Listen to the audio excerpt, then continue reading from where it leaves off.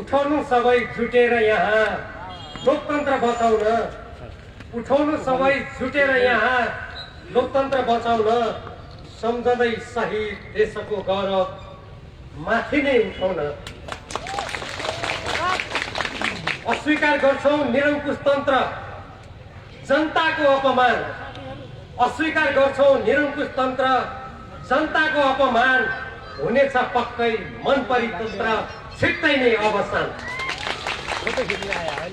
यस विरोध सभाका अध्यक्ष कमरेड, केन्द्रीय कमिटीका सहयोगका कमरेडहरू, प्रदेश कमिटी, जिल्ला कमिटी र हाम्रा विभिन्न स्तरका कमिटी, जनसंगठनका केन्द्रीय, जिल्ला र विभिन्न निकायमा आबद्ध कमरेडहरू, बुद्धिजीवी, शिक्षक, पत्रकार साथीहरू, टाढा टाढाबाट यो देशको स्वाभिमान झुक्न नदिने, संविधान मिच्न नदिने, नेपाली जनताको अधिकार कुल्चिन नदिने अठोटका साथ यहाँ उपस्थित हुनुभएका आदरणीय दिदीबहिनी तथा दाजुभाइहरू, तपाईहरू सबैलाई नेपाल कम्युनिस्ट पार्टी नेकपा केन्द्रीय कमिटीको तर्फबाट, सुदूरपश्चिम प्रदेश कमिटीको तर्फबाट, मेरो तर्फबाट हार्दिक न्यानो अभिवादन व्यक्त गर्न चाहन्छु।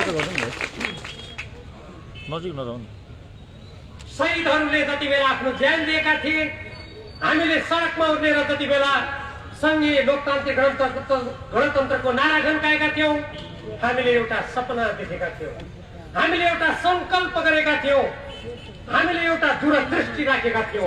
त्यो थियो कानुनी शासन, जनताको सार्वभौमिकता, यो देशको स्वाधीनता, स्वतन्त्रता कसैले पनि खण्डित गर्न नसक्ने भौगोलिक अखण्डता। हामी सबै कम्युनिस्ट पार्टीका नेता र कार्यकर्ताहरूले सदैव सोच्यौं हाम्रो नेता जोसुकै होस् निजले राष्ट्रिय स्वाधीनताको रक्षामा बोल्नेछ। श्रमजीवी जनता, पछाडि परेका क्षेत्र, किसान, मजदुर, विद्यार्थी, बेरोजगार, महिला, दलित सबको अधिकारको रक्षाको लागि आफूलाई केन्द्रित गर्नुपर्छ। हामीले यही दृष्टिका साथ, यही संकल्पका साथ 2006 सालदेखि कम्युनिस्ट पार्टीको झण्डा मुनि संगठित हुँदै हजारौं नेपालीहरूलाई परिचालित गर्यो। तर पुस 5 गते आफ्नो त्यो कालो नुहार लिएर आयो।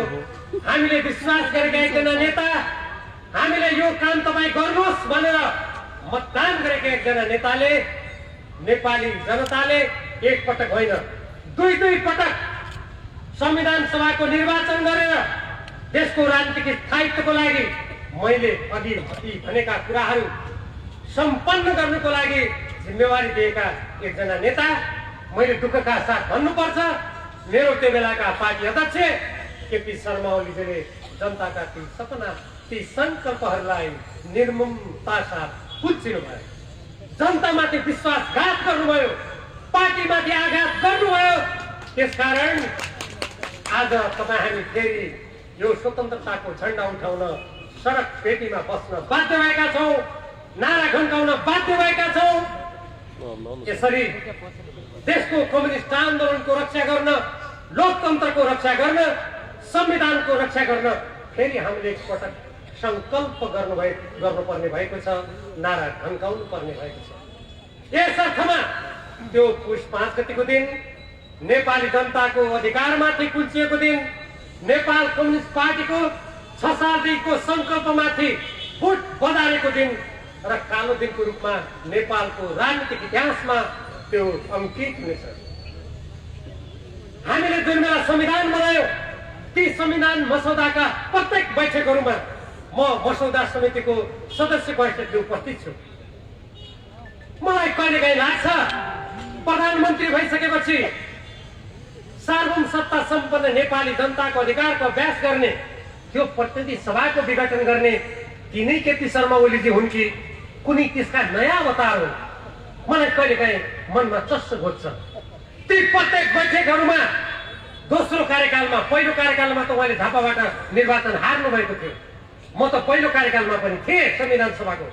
दोस्रो कार्यकालमा हामीले कस्तो संविधान बनाउने, जनताको अधिकारको कसरी सुरक्षा गर्ने, यो देशको राजनीतिक स्थायित्वको हामीले कसरी संरक्षण गर्ने, कुनै पनि प्रकारका बाह्य हस्तक्षेपका ताना बानालाई चकनाचुर गरेर नेपालको स्वाधीनता, नेपाली जनताको स्वाभिमानको रक्षा कसरी गर्ने भनेर हामीले छलफल गरेका थियौँ। ती छलफल उहाँले राम्ररी सुन्नुभएको थियो र त्यो संविधान जब हामीले असोज 3 गते घोषणा गर्यौं, ती संविधानका प्रत्येक पानामा उहाँले हस्ताक्षर गर्नुभएको थियो। मलाई आश्चर्य लाग्छ, आफैले गरेका ती बाचाहरू, आफैले गरेका हस्ताक्षरलाई सत्ताको उन्मादले हो कि कुनै स्वार्थबाट वशीभूत भएर हो कि या कुनै गुट र उपगुटको स्वार्थमा चुर्लम्म डुबेर हो, उहाँले बिर्सिनु भयो। आज म यो कुरा भन्न बाध्य छु। हामीले त्यो संविधानको धारा 76 र 85 को उहाँले दुहाई दिनुभएको छ। यहाँ कतिपय बुद्धिजीवीहरू हुनुहुन्छ, पार्टीका धेरै लामो समय काम गरेका कार्यकर्ता नेता हुनुहुन्छ, वकिल साथीहरू हुनुहुन्छ, जानकार हुनुहुन्छ। म यहीँबाट बालुवाटारमा बस्नुभएका केपी शर्मा ओलीजीलाई प्रश्न गर्न चाहन्छु, संविधानको धारा 76 र 85 को कुन शब्दले, कुन वाक्यले तपाईलाई 5 वर्षको लागि जनताले दिएको जनमत युक्त प्रतिनिधि सभाको विघटन गर्ने अधिकार दिएको छ भन्नुहोस्। यतिकै गोलमोटोर भाषामा संसारको संसदीय व्यवस्थामा चलन छ, मैले गरेँ। भारतमा पनि संसदीय व्यवस्था छ, त्यहाँ समानुपातिक छ। बेलायतमा छ, त्यहाँ समानुपातिक छ। भारतमा संसदीय प्रणाली छ, बेलायतमा संसदीय प्रणाली छ, त्यहाँ अविश्वासको प्रस्ताव निर्वाचन भएको 2 वर्षभित्र ल्याउन पाइँदैन छैन। हाम्रो व्यवस्थालाई हामीले मौलिक रूपमा जब विगतका दिनमा कतिपय प्रधानमन्त्रीले आफ्नो कुत्सित निहित स्वार्थको लागि सत्ताको उन्मादमा सांसदहरूलाई बैंकक पुर्याए, एउटा कोठामा लगेर थुने, हामीले अनेक प्रकारका विकृतिहरूको सामना गर्नु पर्यो। संविधान सभामा प्रत्येक बैठकहरूमा हामीले यो विषयमा छलफल गर्यौं र हामीले भन्यौं अब प्रतिनिधि सभामा अर्को वैकल्पिक सरकार बन्न सक्ने सम्भावना पूर्ण रूपमा समाप्त भएको अवस्थामा मात्रै संसद विघटन हुन सक्दछ। संविधानको धारा 76 मा त्यो सरकार बनाउने पाइलाहरू, त्यसका चरणहरू स्पष्ट रूपमा उल्लेखित छन्। उदाहरणको रूपमा निर्वाचनको लगत्तै यदि कुनै दलले बहुमत प्राप्त गर्न सकेन भने सबभन्दा ठूलो राजनीतिक दलले सरकार बनाउँछ। यदि त्यसले पनि सकेन भने कुनै दलहरू मिलेर जसलाई विश्वास गर्छ उसले बनाउँछ। त्यति मात्र होइन, प्रतिनिधि सभाको कुनै सदस्यले त्यहाँका बहुसंख्यक सदस्यको विश्वास जित्न सक्छ भने निजले पनि बनाउँछ। जब ती सबै सम्भावनाहरू समाप्त हुन्छन्, त्यसपछि निर्वाचन लगत्तै पनि सरकार गठन नभएको अवस्थामा अनि संसद भङ्ग हुन सक्दछ। के अहिलेको अवस्था त्यो हो? होइन। त्यसकारण उहाँले जुन संविधानको धारा 76, 85 को दुहाई दिनुभएको छ, यो देशको प्रधानमन्त्री, प्रतिनिधि सभाको सदस्यले यस्तो नेपाली जनताका सामु बोल्न अलिकति लाज मान्नु पर्ने हो, अलिकति हिचकिचाउनु पर्ने हो। तर जब मान्छे स्वार्थबाट, गुटको स्वार्थबाट संसारलाई त्यसको अधिकार के हो, त्यो संसारको आवश्यकता के हो भन्ने बुझ्दैन, तब यस्तो निर्णयमा पुग्दो रहेछ। मलाई यस प्रसङ्गमा प्रधानमन्त्रीजीका केही क्रियाकलापहरू, जुन कुरालाई मैले आरम्भदेखि आलोचना गरेको थिएँ, मलाई त्यसको यहाँ अलिकति तपाईहरुलाई भन्न मन लाग्छ।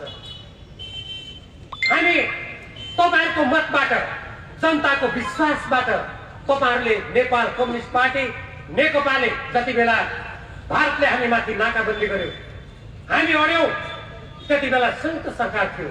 म त्यो सरकारको उप प्रधानमन्त्री र रक्षा मन्त्री थिएँ। हामीले जनताले हामी पटुकी कसौं नझुक्नु भनेर दिएको सन्देश र आवाजलाई आत्मसात गरेर अड्यौं, नाकाबन्दी समाप्त गर्न। जनताले यस्तो नाकाबन्दीको विरुद्ध उभिने निस्वार्थ रहेछ यो पार्टी भनेर हामीलाई मत दिएर संघमा झन्डै 2/3, 7 प्रदेश मध्ये 6 प्रदेशमा अत्यन्त बहुमतका साथ हामीले सरकार बनाउने अवस्था बन्यो। जब सरकार गठन गर्ने पूर्व सन्ध्या भयो, वर्तमान प्रधानमन्त्री केपी शर्मा ओलीजी हाम्रो तत्कालीन अध्यक्षले सोल्टी होटलमा कूटनीतिक मर्यादालाई मिचेर भारतीय तत्कालीन विदेश मन्त्री सुषमा स्वराजसँग उहाँले कुराकानी गर्नुभयो। मैले बालकोटमा म अछाम जिल्लामा थिएँ, फर्केर गएर मैले बालकोटमा उहाँलाई भेटेँ र मैले आपत्ति जनाएँ।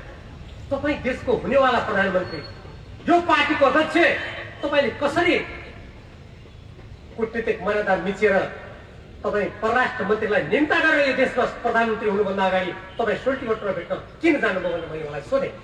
उहाँले भन्नुभयो साथीहरूले सुषमा स्वराज त्यहाँ बसेको कुरा मलाई जानकारी दिएनन्, मलाई थाहा भएन, मैले निम्ता पनि गरेको होइन, तर मैले त्यो कुरा जानकारी लिनु पर्थ्यो, सानो त्रुटि भयो। मैले भने तपाईँ जतिको मान्छेले थाहा नभएर जानुभयो भने मलाई लागेको छैन, अब उपरान्त यस्तो कुरा नदोहोरियोस्। 1 2 उहाँ प्रधानमन्त्री हुनुभयो।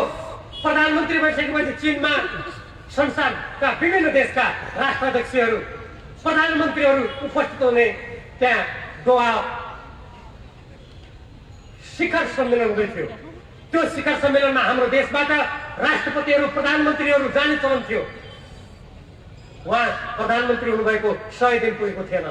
मलाई अगाडि भन्नुभएको थियो उहाँले नेपालका नयाँ प्रधानमन्त्रीहरू 100 दिन नपुग्दै छिमेकीतिर धाउँछन्, दाम चढाए जस्तो गर्न जान्छन्, त्यसलाई हामी समाप्त गर्छौँ त्यो चलन। मैले अलिकति खुसी हुँदै भनेको थिएँ त्यो चलन छोड्न, त्यसो भए कि तपाईँ नै प्रधानमन्त्री हुन पर्ने रहेछ कि म भएपछि छोड्छु, मैले भनेको थिएँ। तर जब उहाँले चीनमा भएको त्यत्रो शिखर सम्मेलन नेपालमा कम्युनिस्ट पार्टीले पहिलोपटक 70 वर्षको सङ्घर्षपछि त्यत्रो बहुमत प्राप्त गरेको छ, नेपाली जनता खुसी भएका छन्। त्यस्तो बेलामा चीनको सधैँ त्यत्रो उच्च स्तरमा भाग लिने शिखर सम्मेलनमा नगएर 100 दिन नपुग्दै उहाँ भारत भ्रमणमा निस्किने उहाँले निर्णय गर्नुभयो।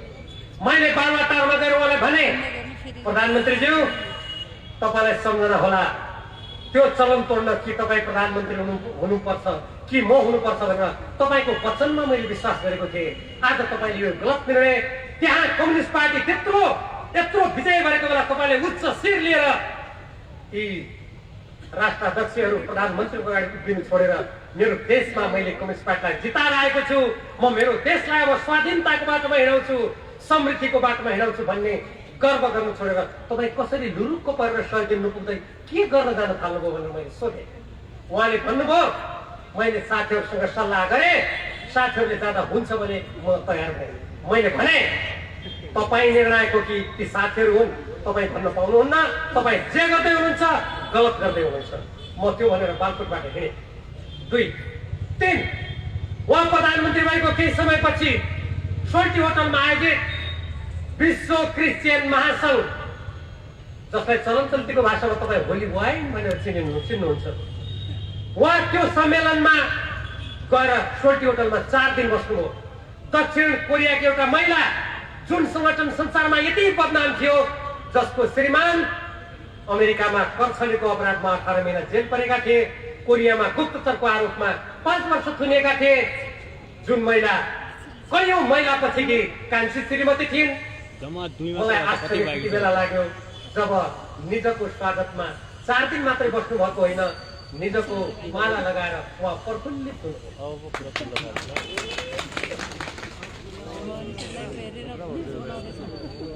ती महिलाले सोल्टी होटलको त्यो मञ्चमा मेरो तत्कालीन पार्टीको अध्यक्ष प्रधानमन्त्रीलाई, नेपाली जनताको शिरलाई राखेर भाषण गरिन्।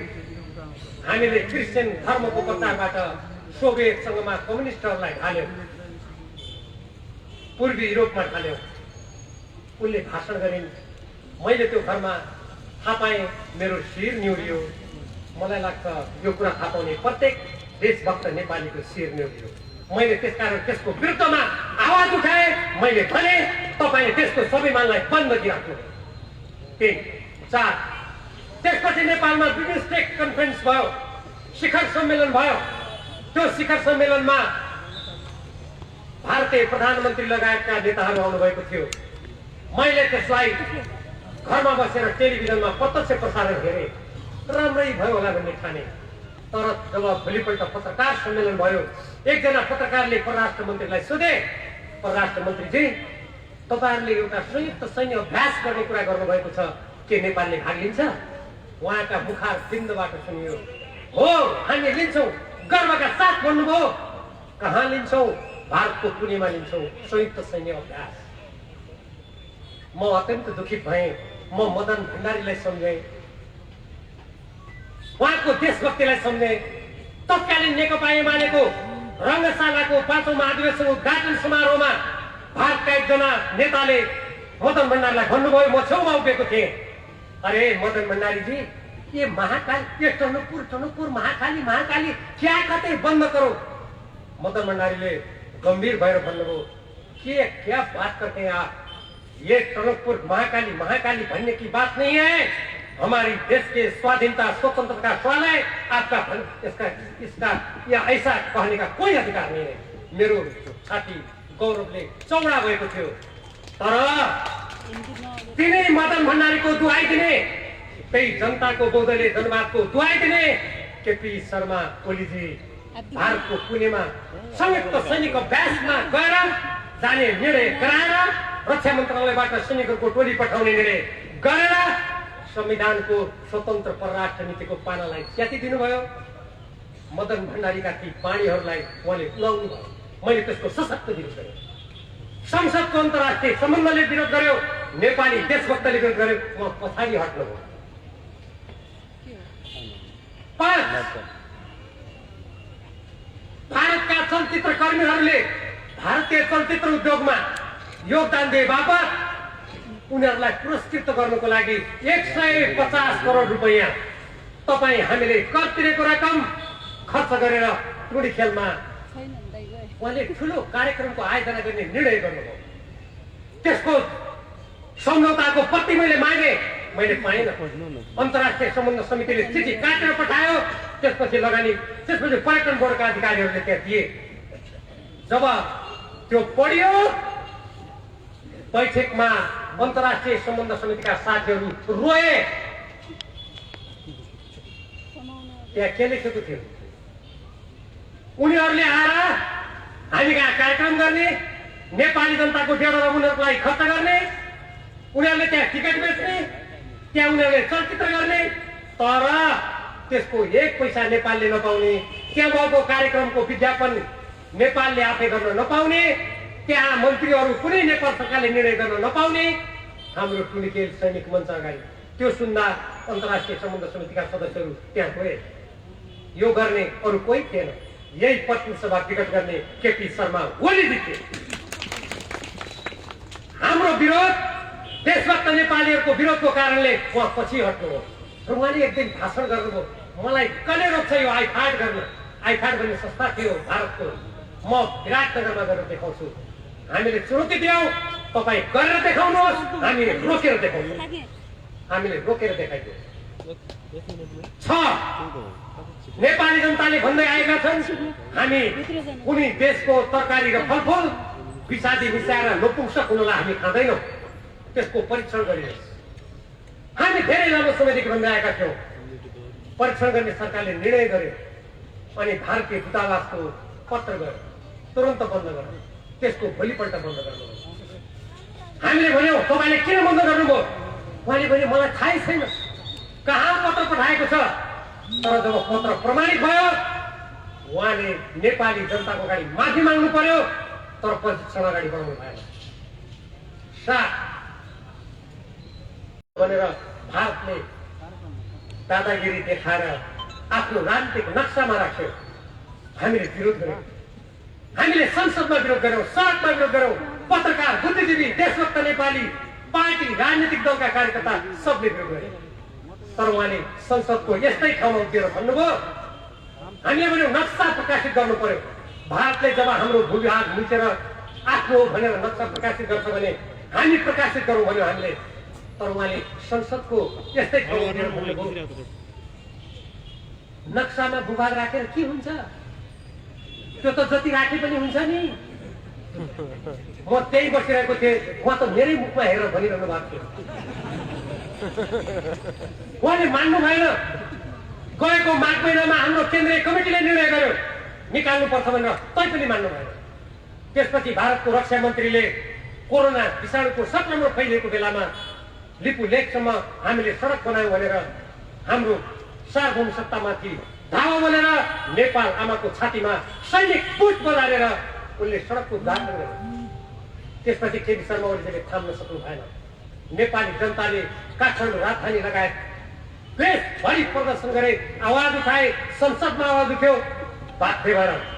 अनि त्यसपछि केपी ओलीले पार्टीको निर्णय समेत भयो।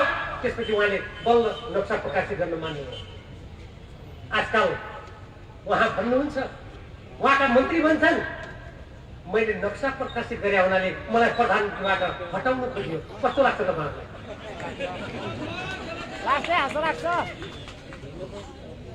यही प्रसङ्गमा त्यति त काम गर्नुभयो उहाँले।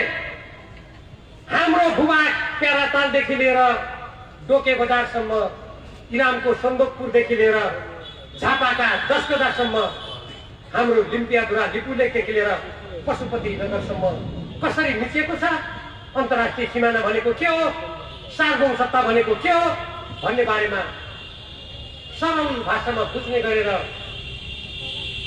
उहाँकै मन्त्री, शिक्षा मन्त्रीले पाठ्यक्रम विकास केन्द्रबाट उहाँले एउटा पुस्तिका निकाल्नुभयो।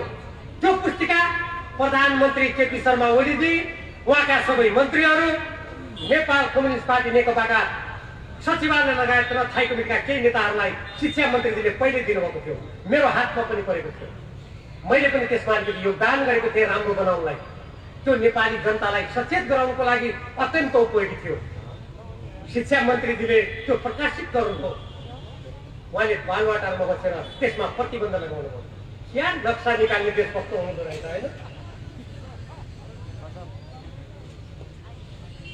उहाँले त्यो पुस्तकमा किन प्रतिबन्ध लगाउनुभयो? अब आउने विद्यार्थी पुस्ता चाहिँ पढ्छ मेरो देश कहाँ कहाँ मिचियो भनेर त्यसले थाहा पाउँछ। अनि यस्तो थाहा दिने भनेपछि दक्षिण रिसाउँछ। उहाँलाई खुसी तुल्याउन मन लागेछ। त्यो किताबमाथि प्रतिबन्ध लगाउनु हो। म यहीँबाट प्रश्न गर्न चाहन्छु मन्त्रीजीहरू, प्रधानमन्त्री केपी शर्मा ओलीजी, तपाईँहरूले यो किताबमाथि प्रतिबन्ध लाउनु भएको हो कि होइन? 3 करोड भन्दा बढी नेपालीलाई जवाब दिनुहोस्। तपाईँको सबैको तर्फबाट म यो माग गर्छु। 8 उहाँले कूटनीतिक मर्यादा प्रधानमन्त्रीको के हो, हाम्रो संविधानको मार्गदर्शन के हो, नेपाली जनता आज के स्वाभिमान चाहन्छन्, कुनै मतलब नराखेर रातारात नाम पनि सामन्त क्या मिलेको सामन्त गया। भारतीय गुप्तचर प्रमुखलाई सेना नौ जहाजबाट गोप्य रूपमा त्रिभुवन अन्तर्राष्ट्रिय विमानस्थलमा अवतरण गराएर राति 9 बजेदेखि 12 बजेसम्म गोप्य वार्ता गर्नु। त्यो दिन मलाई खाना पनि रुचेन। म मेरो विद्यार्थी कालका दिनहरू सम्झे, भूमिगत रूपमा ती दिन बिताउने साथीहरूलाई सम्झे, झापाको सुखानीमा बलिदान दिने शहीदहरूलाई सम्झे, जनयुद्धका ती तमाम ज्यान दिने व्यक्तिहरूलाई सम्झे। अनि केपी ओलीले बालवाटारमा राति सामन्तसँग गोप्य वार्ता गरेको सम्झे। सुत्न खोज्छु, निन्द्रा लागेन। रातभरि अनि मैले एउटा लेख लेखेँ, झुकनीतिबाट मुक्त कूटनीति आवश्यक। कान्तिपुरमा छपाइदिए बिहान 7 पेजको थियो। प्रधानमन्त्रीले गर्ने काम यही हो त? यसैको लागि तपाईँहरूले मत दिनुभयो। हामीले अध्यक्ष बनाएको हौ। उहाँ जनताको बहुदलीय जनवादको म प्रणेता हुँ भन्नुहुन्छ। म उहाँलाई यहीबाट जानकारी गराउन चाहन्छु र प्रश्न पनि गर्न चाहन्छु। दुईटा पार्टी एक हुँदाखेरि, साबिकको नेकपा एमाले, नेकपा माओवादी केन्द्र एक हुँदाखेरि अर्का अध्यक्ष पुष्पकमल दाहाल प्रचण्डजीसँग वार्ता गरेर जनताको बहुदलीय जनवाद छोडेर आउने भीमराव होइन। अहिलेका अध्यक्ष माधव कुमार नेपालजी पनि होइन, वरिष्ठ नेता झलनाथ खनाल पनि होइन। यदि जनताको बहुदलीय जनवाद भन्ने शब्द नभएर मैले पार्टी फुटाएको भनेर उहाँ उपचार गर्नुहुन्छ भने त्यो जनताको बहुदलीय बात छोडेर आउने कोही पनि होइन केपी शर्मा ओलीज्यू। मैले त्यो उहाँले सहमति गरेर आउने बित्तिकै उहाँलाई प्रश्न गरेको थिएँ थाई कमिटीमा, अध्यक्षज्यू तपाईँले यो सहमति त गरेर आउनुभयो, अब हाम्रा पार्टी कमिटी के हुन्छ र सूर्य चिन्ह के हुन्छ? उहाँले गजबको परेर भन्नुभएको थियो सूर्य चिन्ह रहन्छ, हाम्रा पार्टी कमिटी पनि हामी ग्रहण राख्छौँ होला त भनेर ठान्यो। म पनि एकताको पक्षमा दृढतापूर्वक बोले। एक दुईजना साथीहरूको अलिकति आलोचनात्मक टिप्पणी थियो। 3 दिनपछि त सूर्य चिन्ह पनि छैन, पार्टी कमिटी पनि छैन, आफ्नो पद पनि छैन। बालुवाटारमा थाई कमिटीको बैठक बस्यो, यही एकताको पक्षमा म हुन्छु। बैठकले निर्णय गर्यो अब सचिवालय बन्दैन, अध्यक्षद्वय त्यसपछि थाई कमिटीले गर्छ। तर मैले रेडियो सुने सचिवालय बनिसकेछ। सचिवालयभन्दा को थिएन नामेरे 9 वरियता क्रममा रहेका व्यक्तिलाई महासचिव बनाएर महासचिवको पद त उहिले उडिसकेछ। क्या गजब केपीओलीको विधिको शासन, क्या गजब लोकतन्त्र, क्या गजबको जनताको बहुदलीय जनवाद। त्यो जनताको बहुदलीय जनवाद होइन, त्यो उहाँको गुटतन्त्रवाद हो। त्यो गुटतन्त्रवादको परिणाम आज हामी फेरि सडकमा आउन बाध्य भएका छौँ। अब त्यो 9 नम्बरमै जोड्नु भयो हुन्छ 10। त्यसको पुरा केही दिन अगाडि उहाँले भारतीय जनता पार्टीको विदेश विभागका प्रमुखलाई बोलाउनु भयो।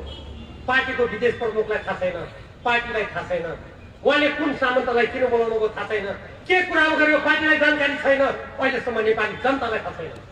अनि उहाँ भन्नुहुन्छ त्यो राष्ट्रपति भवनमा उहाँले संवैधानिक परिषद सम्बन्धी कानुन संशोधन गर्न ल्याएको अध्यादेशलाई संशोधन गर्न मिल्दैन, यो संविधान विपरीत छ, त्यसैले प्रतिनिधि सभा छलफल गरी पाऊँ भनेर समावेदन लिएर पार्टीका 83 जना प्रतिनिधि सभाको अर्थात् त्यसै म र थाई कमिटीका सदस्य तथा प्रतिनिधि सभाका सदस्य पम्फा खुसाल गएका थियौँ। उहाँले भन्नुहुन्छ आज बिहान मैले तत्कालीन महासचिवको अन्तर्वार्ता सुनेको थिएँ, उहाँले भन्नुभयो कसैलाई नसोधेर समावेदन गर्न राष्ट्रपति कार्यालय पुगे। महोदय अर्को देशको सामन्तलाई बालुवाटारमा गोप्य वार्ता गर्न यहाँले कहिले सोध्नु भएको थियो? भारतका विदेश राजको हुन बोलाउन यहाँले कसको अनुमति लिनु भएको थियो? गत वैशाख 8 गते केपी शर्मा ओलीजीले दल विभाजन सम्बन्धी कानुनको लागि संशोधन गर्न अध्यादेश ल्याउनु भयो। उहाँले त्यही बेला पार्टी फुटाउनु खोज्नु भएको थियो।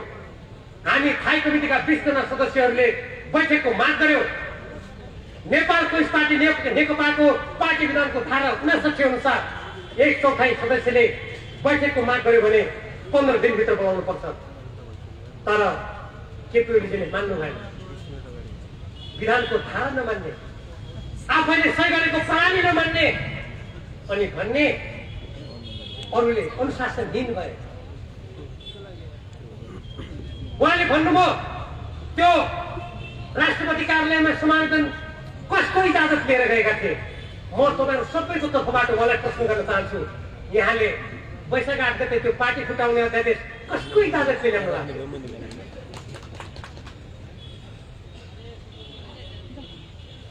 तैपनि हामीले असार महिनामा थाई कमिटीको बैठक चलायौँ। उहाँ त्यति बेला त्यो वैशाख 8 गतेको अध्यादेश फिर्ता लिन बाध्य हुनुभयो। देशभरि त्यसको विरुद्धमा आवाज उठ्यो, त्यसको औचित्य छैन भन्ने कुरा साबित भयो। हाम्रो थाई कमिटीको बैठक चलिरहेको बेला उहाँले एउटा गजबको भाषण गर्नुभयो। मदन भण्डारी फाउन्डेसन लगेर उहाँले भन्नुभयो हाम्रो पार्टीका केही नेताहरू भारतसँग मिलेर मलाई निकाल्न खोज्दैछ। बालुवाटारमा उहाँकै निवासमा थाई कमिटीको बैठक बसिया छ, क्या होइन? मदन भण्डारी फाउन्डेसन लगेर भाषण गर्नु। थाई कमिटीका 2/3 नेताहरूले हामीले भन्यौँ महोदय भारतसँग मिलेर तपाईँलाई निकाल्न खोज्ने नेता को हो यहाँ नाम भन्नुहोस्, तथ्य दिनुहोस्, त्यो नेतालाई हामी कार्य गर्छौँ। यदि तपाईँले यहाँ तथ्य भन्न आउनु भएन भने तपाईँले प्रधानमन्त्री अध्यक्षबाट तपाईँलाई बस्ने कुनै नैतिक अधिकार छैन, तपाईँले तत्काल छोड्नुपर्छ। क्या गजबको अध्यक्ष बैठकमै आउनु भएन, बैठक अवरुद्ध गर्नुभयो। त्यसपछि त्यो बैठकै चल्न सकेन। हामीले धेरै प्रयास गर्यौं बैठकको लागि। उहाँले एउटा बैठकको माग गर्दा गर्दा थाकेर पनि के पनि सिक्न लागेपछि अन्तमा फेरि हामीले सहमतिको खोजी गर्यौं र हामीले कार्यदल गठन गर्ने कुरा स्वयं पुष्पकमल दाहाल प्रचण्डजीले प्रस्ताव राख्नुभयो। उहाँले अलिकति मन नलगाइनलाई भन्नुभयो समस्या समाधान हुन्छ भने ठिकै छ। त्यो कार्यदलको म सदस्य थिएँ।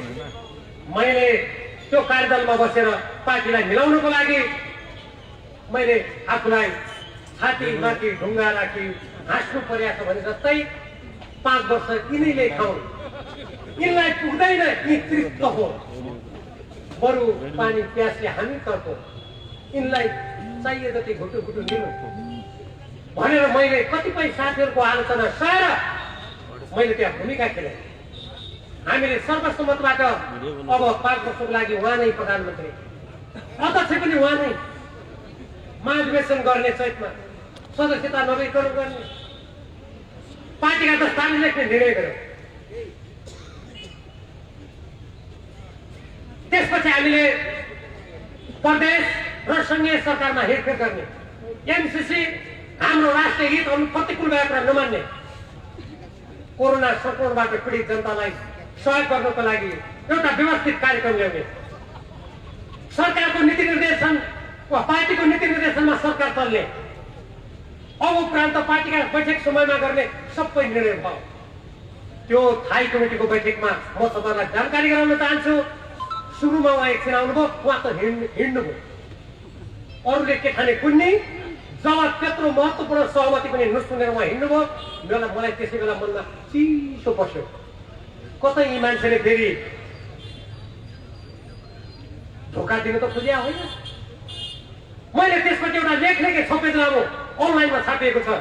मैले त्यसका सबै फाइदाहरू लेख्दै लेख्दै अन्तिममा लेखेँ, यदि यो निर्णयको उल्लङ्घन भयो भने देश अझै ठुलो सङ्कटमा जानेछ, पार्टी ठुलो सङ्कटमा जानेछ, कोही नेताहरू यस्तो नगर्नु होला।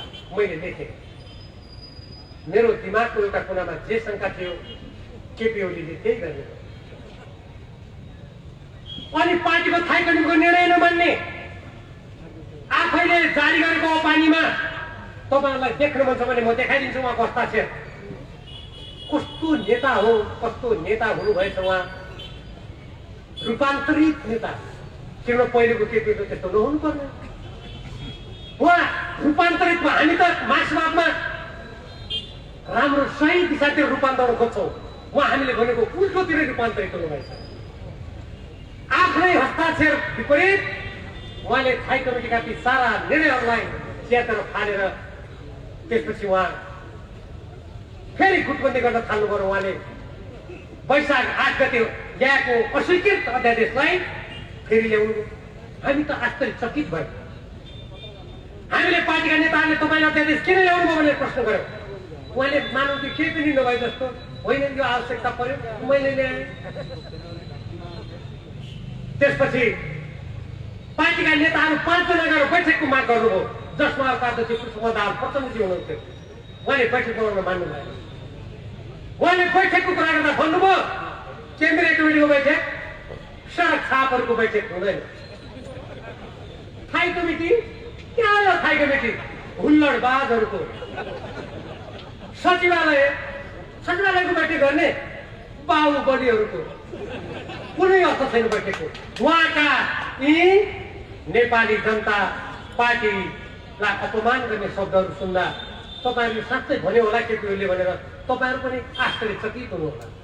तर उहाँका मुखार बिन्दबाट अभिव्यक्त ती महावाणीहरू हुन् वा दुष्ट वाणीहरू हुन्।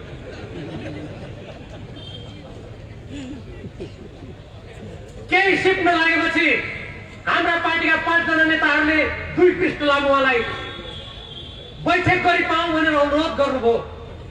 वास्तवमा सचिवालयका बहुमत सदस्यहरू, त्यत्रो प्रधानमन्त्री भइसकेका पार्टी अध्यक्ष रहेका मान्छेले त्यसरी पत्र लेख्ने कुरा नै वास्तवमा त्यो ग्लानिपूर्ण थियो। तर उहाँले लेख्नुभयो पार्टीको हितमा बैठक होला भन्ने आशा गरेको त उहाँले 10 पृष्ठ लामो उल्टो पत्र लेख्नुभयो। त्यो पत्रमा उहाँले यस्ता यस्ता आरोप लगाउनु भयो, यस्तै निन्दा गर्नुभयो अरूलाई। मैले त्यो पढ्दा म त आश्चर्यचकित भएँ। अब 10 पृष्ठ लामो पत्र पठाइसकेपछि जसको नाममा पत्र पठाएको छ उसले जवाब दिनु उसको कर्तव्य होइन र? अनि पुष्पकमल दाहाल प्रचण्डजीले त्यसको जवाबमा 7 पृष्ठ लामो पत्र पठाउनु भयो। उहाँले उठाएका विषयहरूको विवेचना गरेर 18 पृष्ठ लामो एउटा धारणा प्रस्ताव राख्नुभयो। जब केपी ओलीजीले त्यो पढ्नुभयो त्यसपछि त उहाँ भन्न थाल्नुभयो यो के को पुलिन्दा हो। उहाँले पठाएको 10 पृष्ठको पत्र प्रेम पत्र रहेछ। अनि प्रेम पत्रको जवाब पठाउँदाखेरि त्यो झुटको पुलिन्दा भन्यो। यो देशको प्रधानमन्त्री र मेरो अध्यक्ष यो यस्तो चिन्तनमा बालवाटारमा बस्दा बस्दा कहिले रूपान्तरण हुनुभयो। म पनि त्यसको अर्को पिएचडी गरौँ कि जस्तो लागिरहेको छ।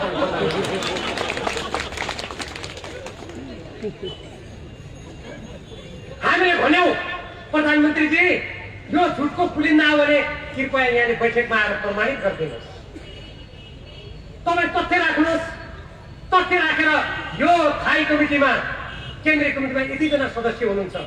हाम्रो पूर्वीय दर्शन शास्त्रले भन्छ कुण्ड कुण्ड पानी मुण्ड मुण्ड बुझ्नु।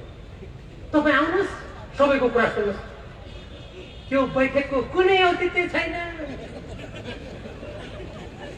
मैले जे भने त्यही ठिक हो। मलाई त्यो सुन्दा म राजनीतिक शास्त्रको विद्यार्थी हुँ। फ्रान्समा एकजना राजा थिए। उनी त्यस्तै कुरा गर्थे। उनले भनेको म सम्झेँ। उनी भन्थे म नै राज्य हो। मलाई लाग्यो केपी ओलीजी नै राज्य, केपी ओलीजी नै पार्टी भएको। यो मेरो पार्टी विधानमा कहिले परिवर्तन भयो, मेरो देशको संविधानमा कहिले संशोधन भयो भनेर म आफै चकित परेँ। उहाँलाई बैठकको कुनै अर्थ भएन। त्यसपछि उहाँले अध्यादेश ल्याउनुभयो फेरि मनपरीसँग। त्यसलाई रोक्नको लागि अब उहाँ फेरि धेरै हद अगाडि बढ्नुभयो भनेर मैले भने शीतल निवास गइयो। शीतल निवासमा तपाईँलाई थाहा छ कुनै पनि कार्यालयमा कुनै पनि नेपाली नागरिकले पत्र लिएर गयो भने दर्ता गर्नुपर्छ होइन त?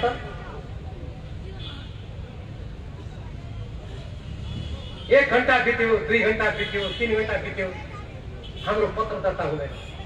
तपाईँहरूले मत दिएर सार्वभौम सत्ताको अभ्यास गर्नु भनेर पठाएका हामी प्रतिनिधि सभाका सदस्य उहाँको स्वकीय सचिवालयको एउटा कोठामा पुरी मात्र रहे। बालवाटारमा स्थायी कमिटीको बैठक चलिरहेको थियो। मैले राष्ट्रपतिका स्वकीय सचिवलाई प्रमुख सचिवलाई बोलाएर भने अधिकारीजी यो 83 जना जनताका प्रतिनिधिहरूको हस्ताक्षरको अपमान राष्ट्रपतिजीले नगर्नुहोस्। यो दर्ता नभएसम्म म यहाँबाट जानेवाला छैन। मैले घरमा फोन गरेँ, मलाई घरबाट लुगा पठाइदिनु। मैले खाना 3 बजे घरबाट मगाएर त्यहाँ खाएँ। बिहानदेखि खाना खाएको थिएन। म यहाँ बस्छु भनेर मैले भने तर पनि दर्ता भएन। म त्यति बेला मदन भण्डारी कमरेडलाई धेरै पटक सम्झेँ। म किन सम्झेँ तपाईँलाई थाहा छ। राष्ट्रपतिको आसनमा को हुनुहुन्छ? उहाँले जनताको अधिकारको लागि, सार्वभौम सत्ताको लागि विदेशी हस्तक्षेपको विरुद्धमा लडेका म ती दिनहरू सम्झेँ। सुदूरपश्चिममा घोडा चढेर उहाँले बदाङ बाजार अछाम र तराईका जिल्ला घुमेर सम्पूर्ण रूपमा जनताको अधिकारको लागि आवाज उठाउँदा दासढुङ्गामा मारिनु परेको सम्झेँ। अनि म शीतल निवास सम्झेँ, राष्ट्रपतिलाई सम्झेँ, मेरो चिठी दर्ता नभएको सम्झेँ। तर मैले मनलाई थामेँ। त्यसपछि बालवाटारमा प्रधानमन्त्रीजीको फोन आयो। बालवाटारबाट फोन आएपछि मैले उहाँलाई भने प्रधानमन्त्रीज्यू नमस्कार। उहाँले पहिलो प्रश्न गर्नुभयो मलाई मेरो जानकारी बिना ल यस्तै थियो ठ्याक्कै नमिल्ला। मेरो जानकारी बिना तपाईँहरू त्यहाँ समावेदन लिने कसरी लिनुभयो? मैले भने प्रधानमन्त्रीज्यू हाम्रो जानकारी बिना अध्यादेश कसरी जारी गर्नु?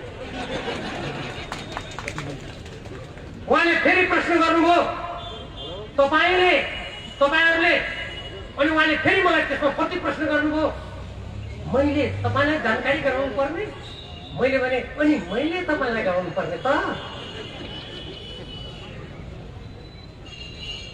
त्यसपछि उहाँले फेरि भन्नुभयो तपाईँ कसको इजाजत लिएर त्यहाँ जानुभयो? मैले भने तपाईँले कसको इजाजत लिएर त्यो अध्यादेश जारी गर्नु? अनि त्यति भनेपछि उहाँ बोल्नु भएन, मैले नमस्कार भनेर फोन गरेँ। अनि मैले भने तपाईँ तुरन्त अर्को भन्नुभयो, म संसद दलको नेता हो, तपाईँलाई आदेश दिन्छु, तपाईँ तुरन्त आउनुहोस्। मैले भने तपाईँ मेरो संसदीय दलको नेता हो भने संसदीय दलका 83 जना सांसदले यहाँ हामीले समावेदन मिलाएका छौँ, राष्ट्रपतिलाई भन्नुहोस्। उहाँको तुरन्त दर्ता गरेर उहाँलाई विदा गर्दै। त्यसपछि बालुवाटारमा खिचडी पाक्यो, के पाक्यो।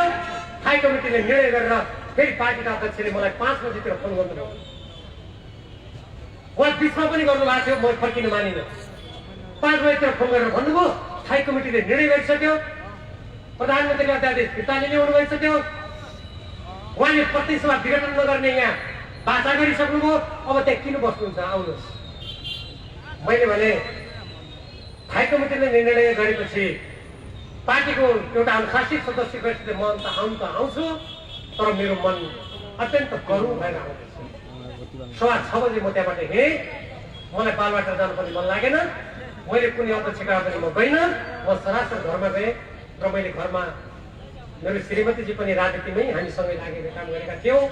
मैले भने अब चाहिँ सङ्कटमा जाने हो, मेरो केही सिट लाग्यो। आज नभन्दै तपाईँहरूले देख्नुभयो के भयो, त्यो त उहाँको षड्यन्त्र रहेछ। अब तपाईँहरू निर्णय गर्नुहोस्। देशको प्रधानमन्त्री पार्टीको अध्यक्ष थाई कमिटीमा उभिएर म प्रतिसभा विघटन गर्दिनँ, अध्यादेश फिर्ता लिन्छु भन्ने। त्यसको 4 दिनपछि 1 गतेको कुरा हो, पुस 1 गते त्यो हामीले त्यहाँ समावेदन दिनु गएको। 4 दिनपछि विघटन गर्छ। यस्तो झुट बोल्ने व्यक्तिले देशको भित्र के गरिरहेको यो भन्नुपर्दा मलाई दुःख लागेको छ। अब आजकल उहाँहरू भन्नुहुन्छ अनुशासनहीन काम गर्यो। अब मैले सुरुदेखि अहिलेसम्म भनेका कुरा सम्झाउनुहोस्। 1 नम्बर अनुशासनहीन को रहेछ म भन्दिनँ, तपाईँहरू आफै निर्णय गर्नुहोस्। यही प्रसङ्गमा म एमसीसीको कुरा गर्न चाहन्छु। अघिको 9 नम्बरमा एउटा थप्नुपर्ने नम्बर छ। शेरबहादुर देउवा प्रधानमन्त्री हुनुभएको बेला उहाँको अर्थमन्त्री ज्ञानेन्द्र कार्कीले अमेरिकामा गएर कूटनीतिक मर्यादालाई निचेर त्यहाँ गएर त्यहाँको मिलेनियम च्यालेन्ज कर्पोरेसन एमसीसीसँग नेपालको स्वाधीनता स्वतन्त्रता नेपालको आफ्नो निर्णय गर्ने अधिकारको विरुद्धमा सम्झौता गरेर आयो। त्यो सम्झौता नेपाल कम्युनिस्ट पार्टीको अध्यक्ष केपी शर्माले बोक्नुपर्ने के कारण रहेछ, उहाँले त्यसलाई थपक्क बोकेर काममा प्रतिनिधि सभा पुर्याउनु भयो।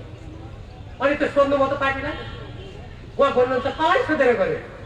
महामहिम असम्मान्य भनौँ कि नभनौँ मान त केही पनि बाँकी छैन। केपी शर्मा ओलीजीले किन त्यो प्रतिनिधि सभामा पेश गर्नु, त्यो पढ्यो त्यति मात्र होइन। मैले पहिले पनि तपाईँहरूलाई भनेको छु 14वटा गोप्य सम्झौता भएका छन् सँगै। उहाँले बनाएको अर्थमन्त्री युवराज खतिवडाको बारेमा मैले भनेको छु, अरू देशमा भएको भए युवराज खतिवडा देशद्रोहको मुद्दा लाग्नु पर्दैन। उहाँले कार्यान्वयन सम्झौता प्रतिनिधि सभामा सम्झौता अनुमोदन भएको छैन। पार्टीले कार्यदल बनाएर पूर्व प्रधानमन्त्री वरिष्ठ नेता झलनाथ खनालजीको नेतृत्वमा अर्को परराष्ट्र मन्त्री सहित म सहित भएको कार्यदल बनाएर 52-53 पृष्ठ लामो सुझाव दिएको छ। त्यसमा निर्णय हुन बाँकी छ।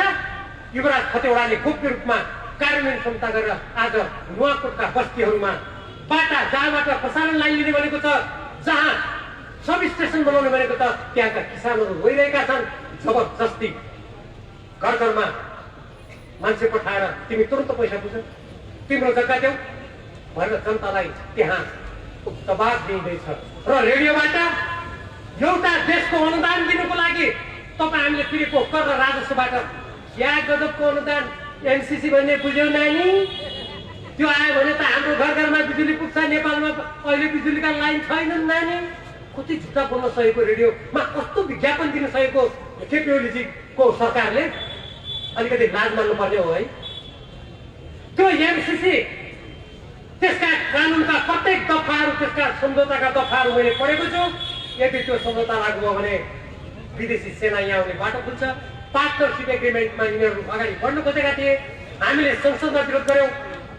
अलिकति त्यो रोकिएको छ, सम्झौता हुन बाँकी छ, तर सम्झौता गर्ने प्रयास हुँदैछ।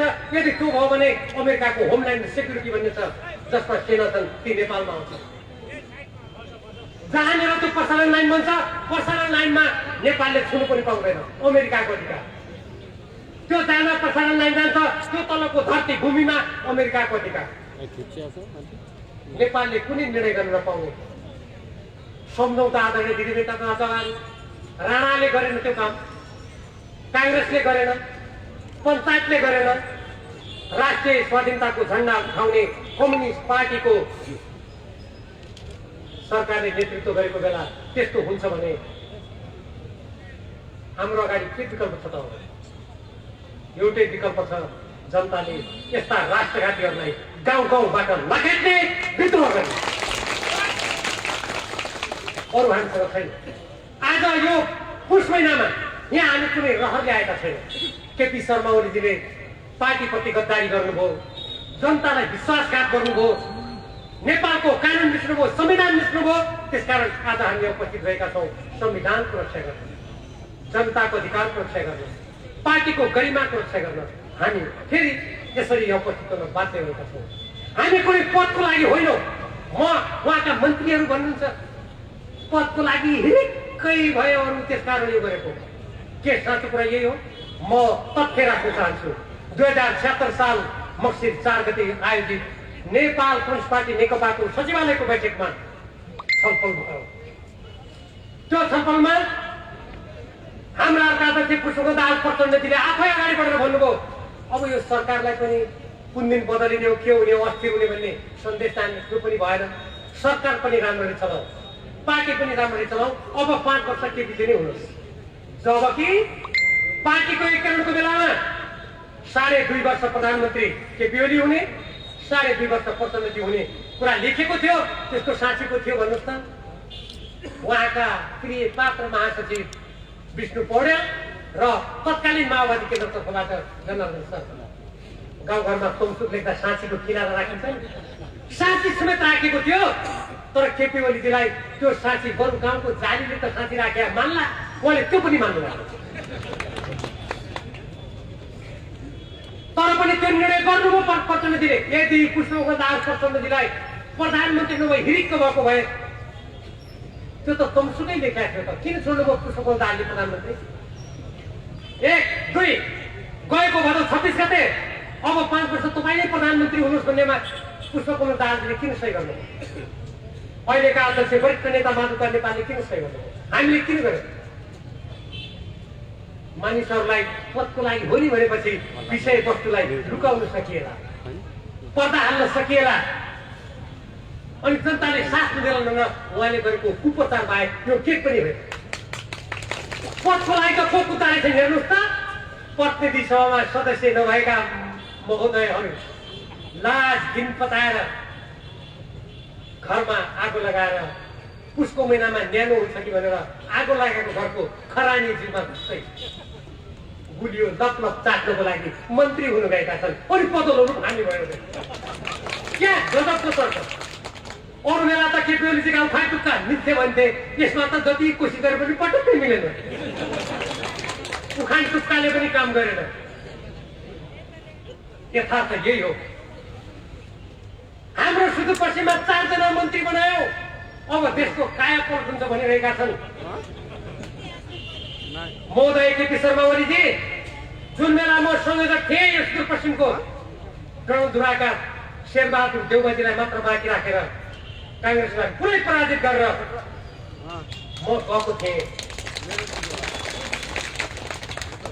तपाईलाई सुदूरपश्चिमको माया भए पश्चिम सभा विघटन भएको 1 महिना भएको छैन। एकजना मन्त्रीको मुखार बिन्दुबाट सुने अब नेपालको कृषि क्षेत्रमा विदेशी लगानी ल्याउने। यसको रहस्य बुझ्नुभयो? तपाईँहरूको माछा पोखरी होला, कुखुरा फार्म होला, हाँस पाल्नु भएको होला, तरकारी लगाउनु होला। अब विदेशी बहुराष्ट्रिय निगमलाई ल्याएर तपाईँलाई पछाडिबाट लात हालेर तपाईँ यही हो नव उदारवादी केपी शर्माको नेपाली जनतामाथिको अपराध। यदि यो सुदूरपश्चिममा म यहाँ बोलिरहेको हुनाले कञ्चनपुरमा विदेशी ठुला पुँजीपतिलाई ल्याएर यहाँका किसान जनताको कृषि क्षेत्रलाई बर्बाद गरिन्छ भने म तपाईँहरूलाई यहीबाट आह्वान गर्न चाहन्छु। गाउँ गाउँबाट उठ, विदेशी बहुरण केपी ओलीका आदेशबाट राष्ट्रको हितमाथि आघात गर्ने ती विदेशी निगमका पुँजीपतिहरूलाई लखेट। मेरो तपाईँलाई आजैदेखिको आह्वान, आएका दिनमा पनि आउला तपाईँहरूको नेतृत्व गर्नु। मानिसहरूले यो सुदूरपश्चिम भीमदत्त पन्तले 8 सालमा भारतीय हस्तक्षेपको विरुद्धमा रगत बगाएको धरती हो। यहाँ धेरै भीमदत्तहरू छन्, केपी ओलीलाई थाहा होस्। मेरो त नामै पनि भीम छ।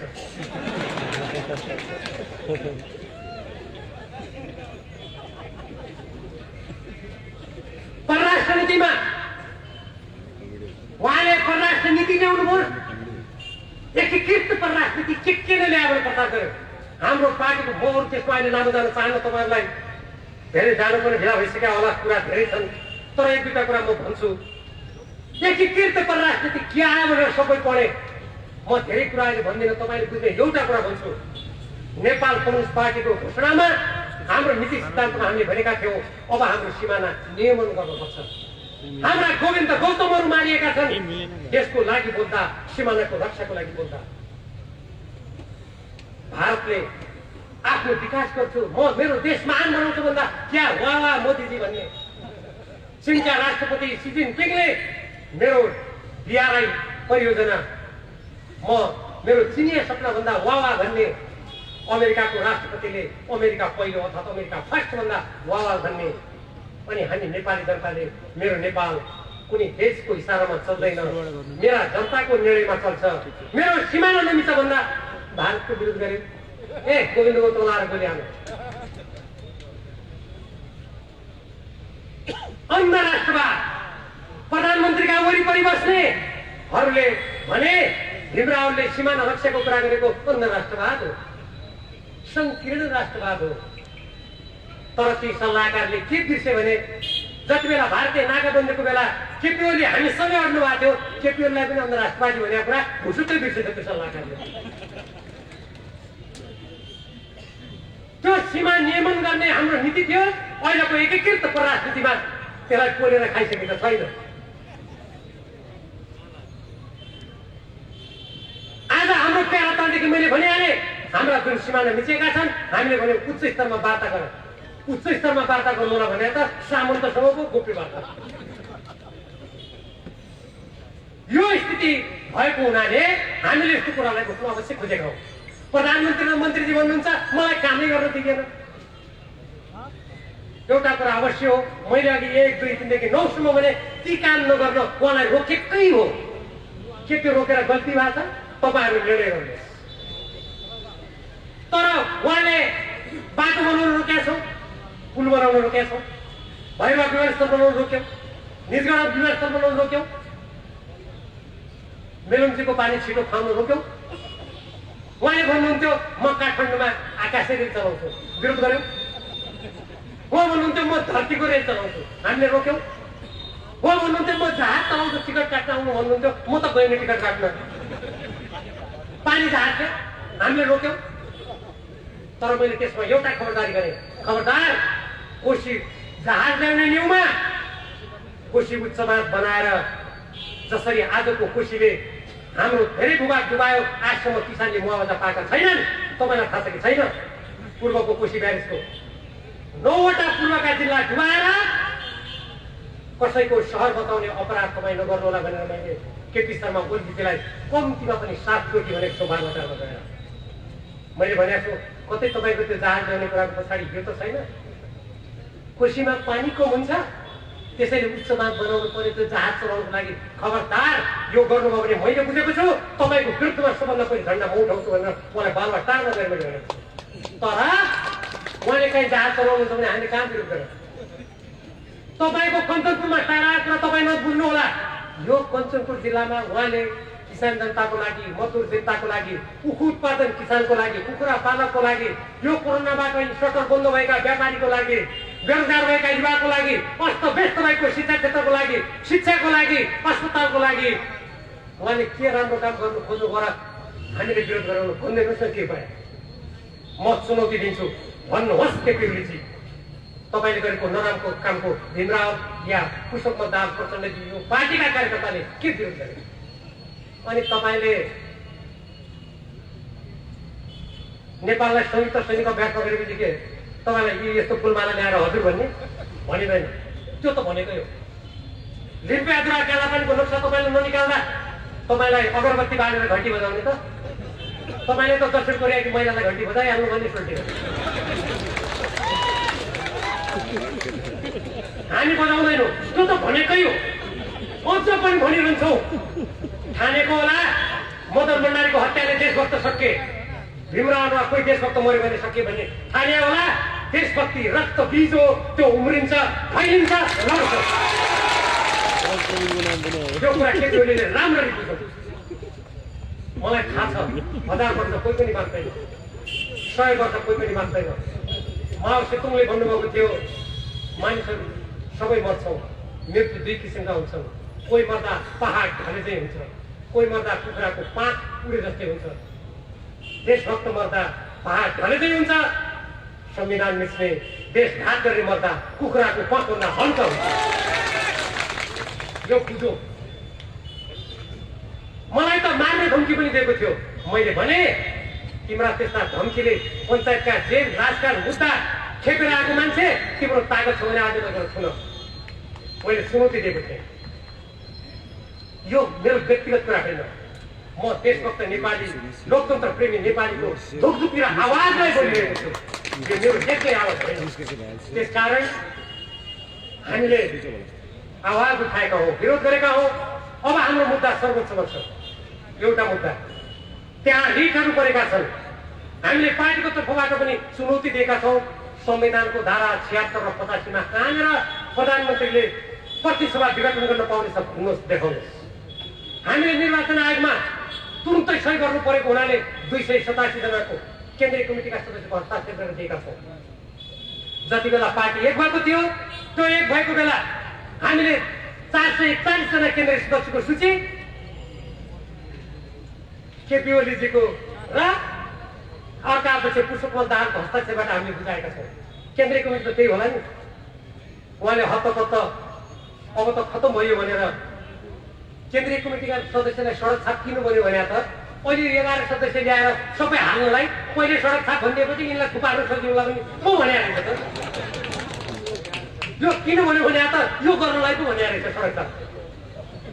अब 441 मध्ये जागिर विभिन्न संवैधानिक नीतिमा गएका मरेका बाहेक हाम्रो केन्द्रीय कमिटीको सदस्यसङ्ख्या 434 हो।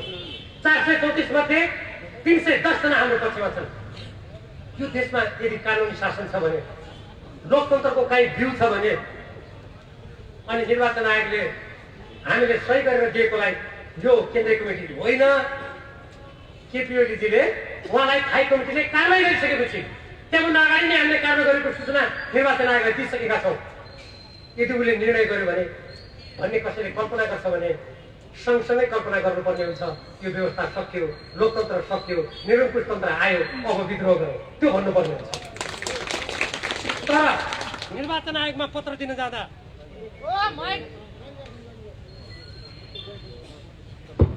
म पनि गएको थिएँ।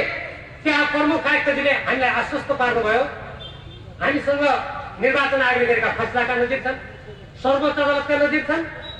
हामी निष्पक्ष रूपले कानुन मुताबिक ड्रग ट्याक्स सम्बन्धी ऐनलाई हेरेर हामी गर्छौँ भन्नुभएको छ। त्यो कुरा त राम्रो, हामीले खोजेकै त्यही हो। त्यो कस्तो लोकतन्त्र होला?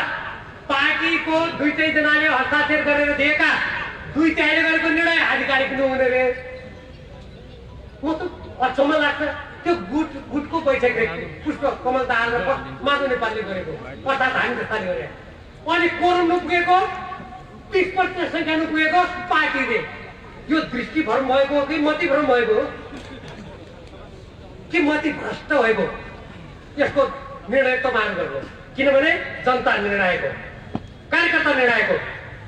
त्यसै कारणले अब हामीले संविधानको रक्षाको लागि, यो पार्टीको कम्युनिस्ट आन्दोलनको रक्षाको लागि, यो देशको स्वाधीनताको रक्षाको लागि यहाँ फेरि सामन्त गोयलहरू आएर बालुवाटारमा छिरेर हाम्रा पार्टीहरू छुटाउने ती ध्यानहरू ती चुलाहरू सधैँ बन्द हुन् भन्नको लागि तपाईहरूले दृढतापूर्वक एकपटक उभिनुपर्ने भएको छ, आवाज धम्काउनु पर्ने भएको छ। अहिले पनि हाम्रो पार्टी औपचारिक रूपमा फुटेको छैन। म यो पार्टीका जो 1100मा नियुक्तिमा पर्नु भएको छ, म उहाँलाई सम्झना दिलाउन चाहन्छु। आकाशको सूर्य जब समाप्त हुन लाग्छ, जब त्यसको अन्त्येष्टि हुने दिन आउँछ, त्यो रातो हुन्छ, धेरै त्यो फैलिन्छ, प्याट्ट फुट्छ, सिद्धिन्छ। यो 1100 बढाएको पनि त्यस्तै हो। भ्रममा नपर्नु साथीहरू। अब त उहाँहरू 5000 बनाउनु बेर छैन। बैठक बालवाई तर्फमा होला होइन, 4000 को पनि। अब हाम्रो प्रधानमन्त्रीजीलाई यस्तो सुर चढेको, यो विभाजनको सुर किन चढ्यो भन्दा मैले थाहा पाएको टावर सुन्ने, उहाँले आफ्नो निर्वाचन क्षेत्रमा देश यस्तो आर्थिक सङ्कटमा छ, हामी संसारको तुलनात्मक रूपमा गरिब देश छौँ, उहाँले 150 करोडको झापा हेर्ने स्तम्भ बनाउनु थाल्नु भएको छ। कस्तो लाग्यो? झापा तपाईँहरू जानुभयो होला, तपाईँले जति अग्लो टावर बनाएर चढे पनि के देखिन्छ त्यहाँ? तिनै घर, तिनै खेत, त्यति होइन। 150 करोड, यही हो सामन्तवाद भनेको। नेपाली जनताको कर तिरेको पैसा अस्पताल बनाउनु पर्ने, स्कुल बनाउनु पर्ने, कोरोनाबाट संक्रमित व्यक्तिहरूलाई उपचार गर्नु पर्नेमा अमेरिकाको वर्षमा 10 अरब पनि नपाउने, त्यसलाई ल्याएर त्यसलाई पराधीन बनाउने, आफू 150 करोडको केपी ओलीले बनाएको छ भनेर लेख्यो। हुन उहिलेका राजा महाराजा गर्थे नि, कोही रानी पोखरी बनाउँथे, कोही देवालय बनाउँथे, त्यहाँ लेख्न हेर्नु त 150 करोड स्वाहा। त्यति मात्र होइन, 70 अर्ब भन्यो, कतिको हिसाब गर्नुहोस्। 700 करोड रुपियाँ एनसेलले कर तिरेको छैन, त्यसको बारेमा हामीले आवाज उठायो। त्यो मुद्दा हाल्नै दिएन, धेरै आवाज उठेपछि त्यो मुद्दा परेन।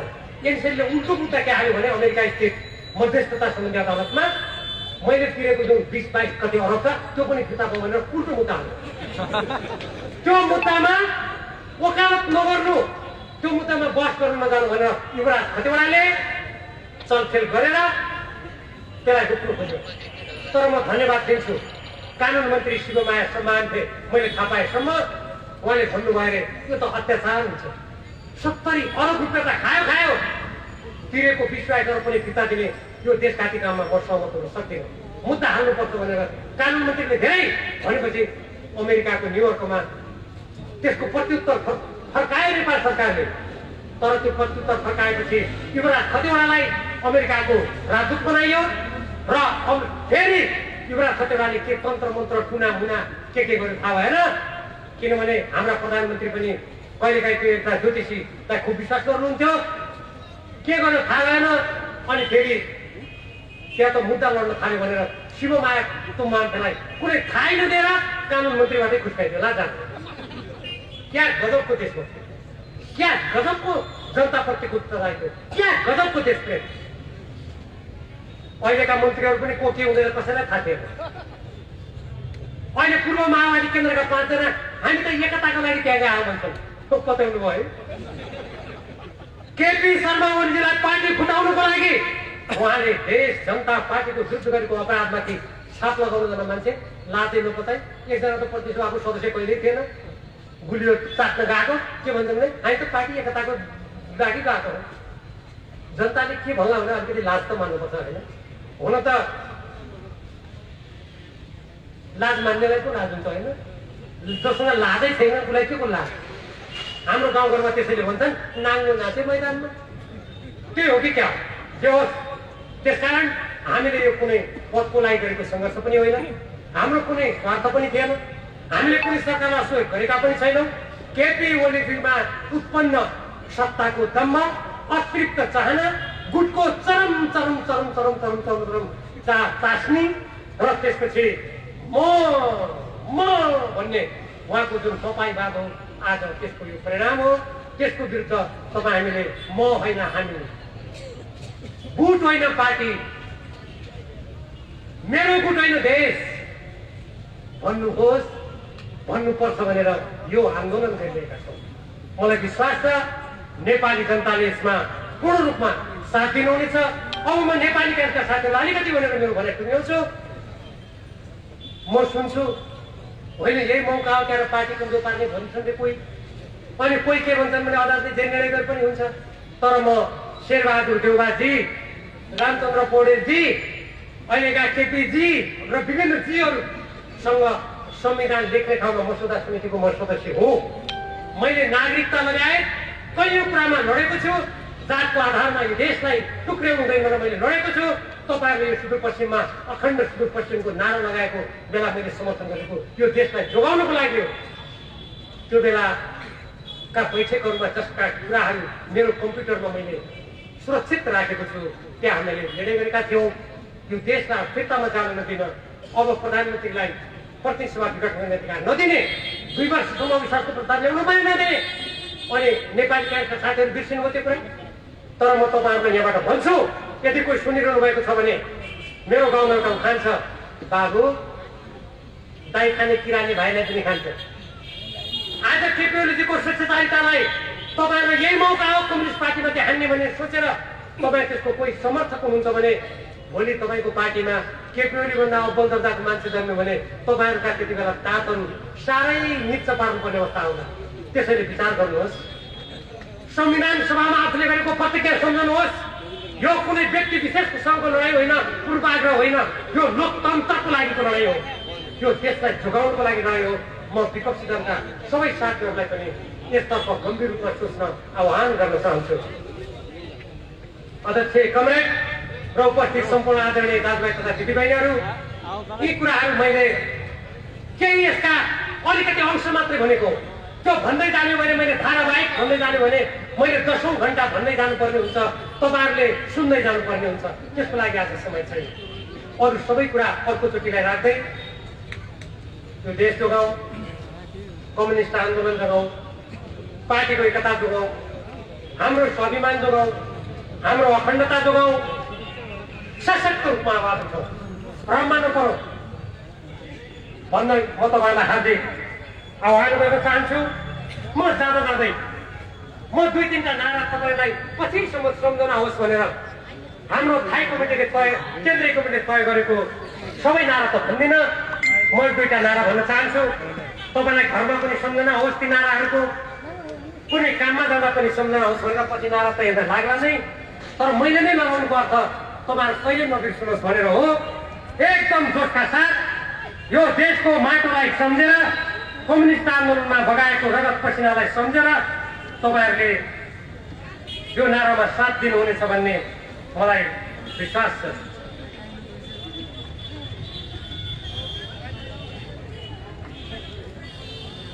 म भन्छु, प्रत्येक सभा विघटनको असंवैधानिक कदमका विरुद्ध सङ्घर्ष गरौँ। प्रत्येक सभा विघटनको असंवैधानिक कदमका विरुद्ध सङ्घर्ष गरौँ। प्रतिगामी षड्यन्त्र मुर्दाबाद, प्रतिगामी षड्यन्त्र मुर्दाबाद, संघीय लोकतान्त्रिक गणतन्त्र जिन्दाबाद, संघीय लोकतान्त्रिक गणतन्त्र जिन्दाबाद, पार्टी एकता जिन्दाबाद, पार्टी एकता जिन्दाबाद, फुटप्रस्तहरू मुर्दाबाद, फुटप्रस्तहरू मुर्दाबाद, समाजवाद जिन्दाबाद, समाजवाद जिन्दाबाद, नेपाल कम्युनिस्ट पार्टी नेकपा जिन्दाबाद, नेपाल कम्युनिस्ट पार्टी नेकपा जिन्दाबाद, वीर शहीदहरू अमर रहून्, वीर शहीदहरू अमर रहून्। धन्यवाद, अभिवादन, नमस्कार।